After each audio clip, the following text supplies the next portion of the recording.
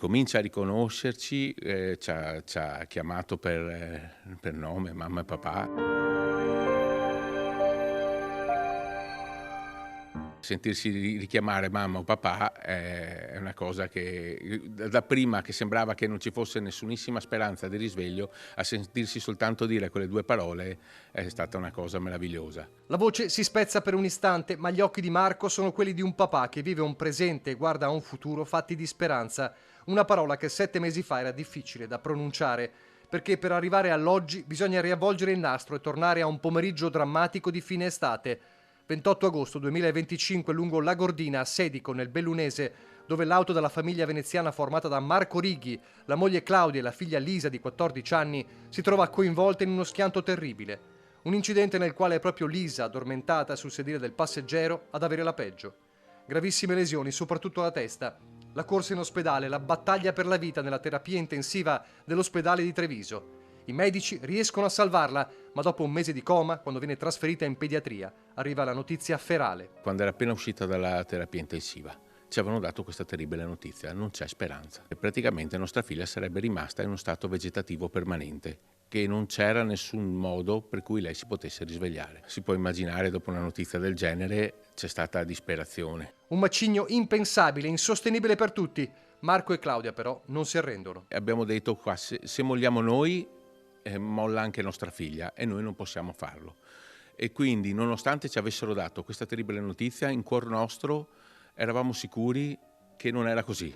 È una cosa difficile da spiegare, ma è arrivata questa convinzione. E allora la battaglia per Lisa va avanti. Viene trasferita all'ospedale di Vicenza, a seguirla l'unità spinale e gravi cerebrolesi guidata dal dottor Gianettore Bertagnoni. E lì è avvenuto questo miracolo. Dopo una decina di giorni che eravamo presso l'ospedale di Vicenza, ci sono stati dei primi segnali di risveglio. Una cosa insperata. All'inizio è anche un semplice movimento di un dito, però quel movimento del dito è stata una enorme speranza che si è accesa immediatamente. Poi gli occhi che si aprono lentamente e quelle parole che valgono più di tutto: mamma e papà. Nostra figlia ha cominciato un percorso di risveglio lento ma costante e che sta continuando. È sempre incerto l'esito, però intanto c'è.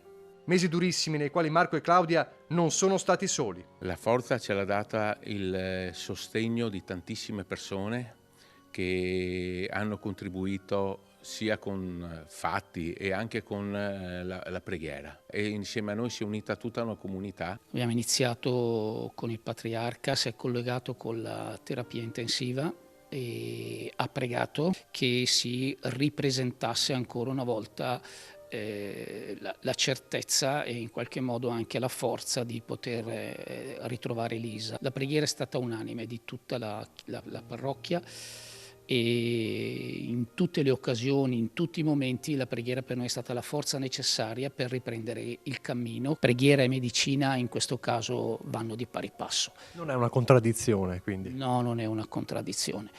I medici devono fare tutto quello che è possibile indubbiamente fare, e la preghiera diventa l'intercessione, diventa la forza per poter superare anche questi momenti. La strada è ancora lunga, ma papà Marco e mamma Claudia sono accanto alla loro Lisa, che ha da poco compiuto 15 anni, e lanciano un messaggio ai tanti che purtroppo vivono situazioni come queste. Non mollare mai, anche quando sembra tutto perso, come ci hanno detto anche a noi, non c'è nulla da fare, e questa parola è pesante, non mollare mai la speranza.